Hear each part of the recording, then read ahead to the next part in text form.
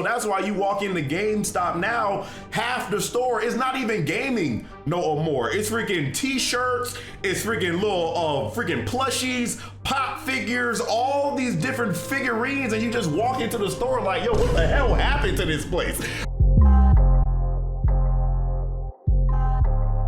A gamer, you see?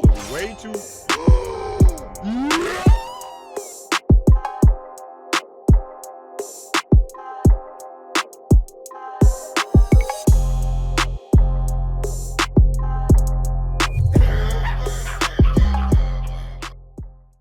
As we all know, GameStop has been struggling and suffering for years now. Personally, I don't even remember the last time I stepped foot inside of a GameStop. Maybe going back to 2020, 2021. If I want a physical based game these days, I will go to any other store before I go to GameStop. I will go to Walmart first, Target, Best Buy, Sam's Club, Costco, Home Depot, the beauty supply store. Like, GameStop is now like a last resort type of thing for me as an adult if I want a physical based game. And there are some reasons for that. And this video got inspired because I was recently out and about, just enjoying the first 2 weeks of the new year. Once again, Happy New Year to my brothers and sisters out there. But I was in some malls and just, going around, and I seen in 2 of my malls,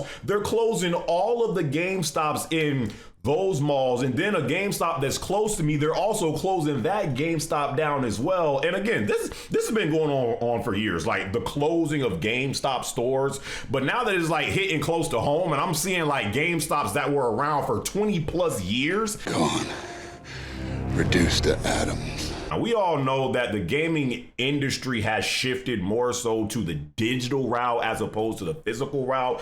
I hate it because I will always be a physical based gamer. I am team physical till the day I die. But even me, myself, I've succumbed in ways to the digital era that we're in. I buy games from the PlayStation Store, Steam, Xbox. Well, I don't got an Xbox, but Xbox Live Marketplace. We all do it. And you can still do that stuff and be in support of physical based games. But it's something that we participate in. On top of that, you have digital only consoles available to you that are cheaper. And then you add in streaming, Game Pass, all this different stuff, PS, but you can just buying stuff from the comfort of your home, never really needing to leave your house to buy a game. This was really inevitable to happen to GameStop. This is no different from what Blockbuster faced years ago when Netflix came on the scene. And then one of the greatest best childhood stores growing up, Blockbuster, got taken down because they couldn't adapt to Netflix and all this different stuff to where people no longer needed to go into Blockbuster to rent a movie or to watch a movie, buy a movie, whatever.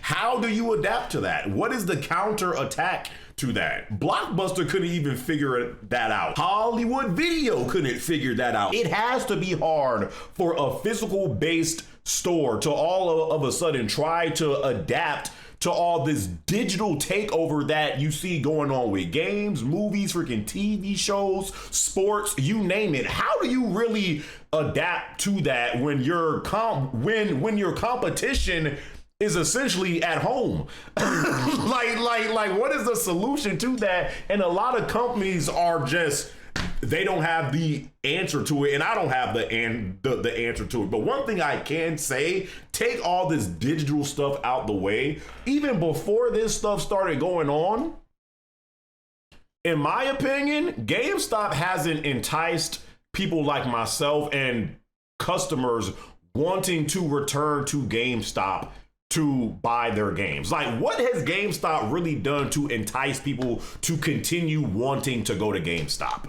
Like, what are the perks of going to GameStop? To have that little power-up rewards program that'll give you like 20 or 30% off of used games or something like that, or the freaking Game Informer magazine subscription. Nobody care about magazines anymore.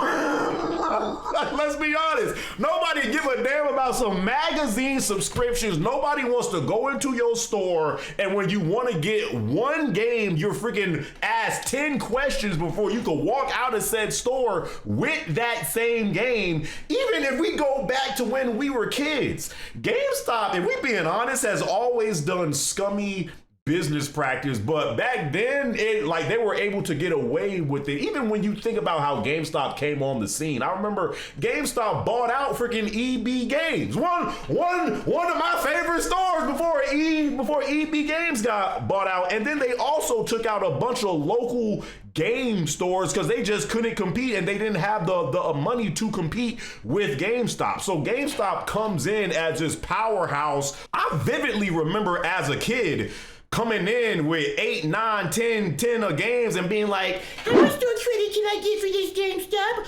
Let's see, Blocky. We'll give you $2.25. Are you kidding me, sucker? So let's really be honest. GameStop for decades has gotten away with scummy business practices. They don't really offer you a lot of perks that actually entice you as you get older to continue wanting to go to GameStop. GameStop's whole thing was you was able to trade in games when you didn't have money as a kid. GameStop would even do things to where you would want to purchase a brand new game. This was probably one of the scummiest things that I was like, are they really doing this? Until one of their employees, one of my friends that used to work at GameStop said, yeah, we do that. And I'm like, I remember when you would go into GameStop and you would ask to buy a brand new game, they'd be like, okay. And then they would turn around, freaking open up that drawer of games they got,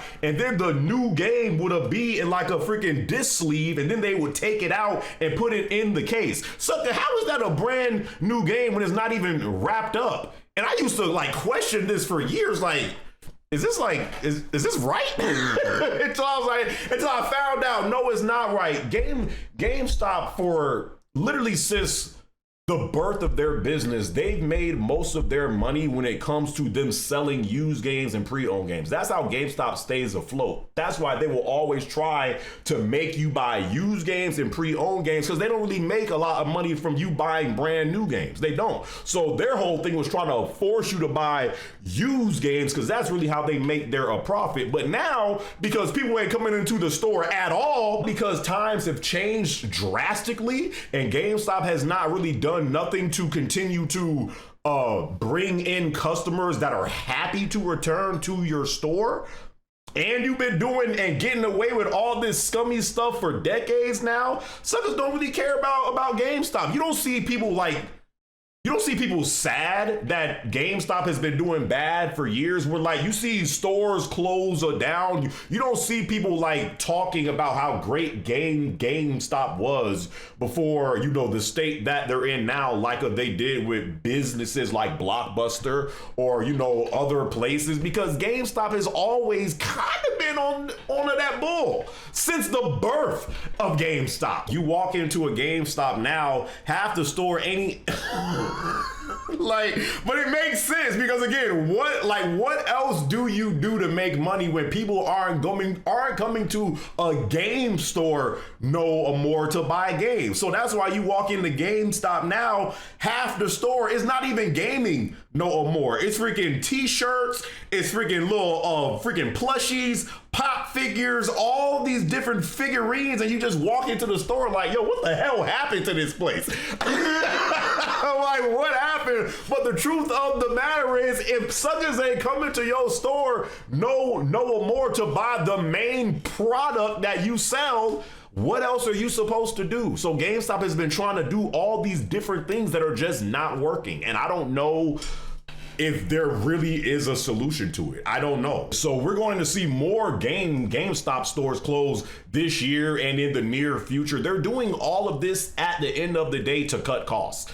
They're doing all of this because they are trying to adapt to this era that we are in, and you know they ain't making enough money. GameStop has been, I don't know if it was last year or like the year before, but it was like that a GameStop might have been on the edge of bankruptcy. I don't even know if that's true or not, but just with all these years, bad years that GameStop has had, I mean, it wouldn't shock me if they were.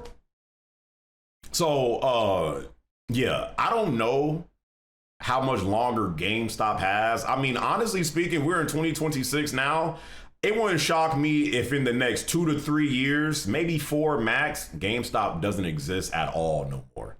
It wouldn't shock me.